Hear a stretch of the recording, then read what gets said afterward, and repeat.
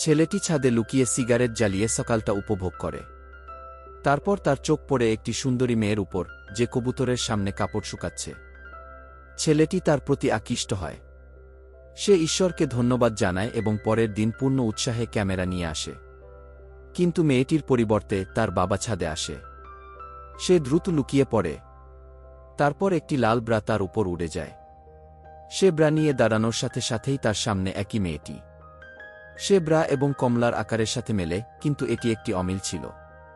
মেয়েটি তাকে বলে যে ব্রাটি তার নয়। তারপর সে ব্রাটি নিয়ে চলে যায়। পরের দিন সে গোপনে ছেলেটিকে দেখে এবং কবুতরের মাধ্যমে একটি চিঠি পাঠায়, যার দেখা করার সময় আছে। চিঠি পেয়ে সে ছাদে নাচতে শুরু করে। মেয়েটিও গোপনে তাকে দেখে খুব খুশি হয়। ছেলেটি এবং মেয়েটি সন্ধ্যায় দেখা করে। মেয়েটি তাকে আচার খেতে দেয়। ছেলেটি আচার মোটেও পছন্দ করত না, তবুও সে খায়, কিন্তু এটি মশলাদার হওয়ার কারণে সে চিৎকার করতে শুরু করে। মেয়েটি দ্রুত তাকে শান্ত করে। তারপর মেয়ের বাবা সেখানে এসে শব্দ শুনতে পান। খবর পেয়ে দুজনেই দ্রুত দেয়ালের আড়ালে লুকিয়ে পড়েন। পরবর্তী পার্ট দেখতে চ্যানেলটি সাবস্ক্রাইব করুন।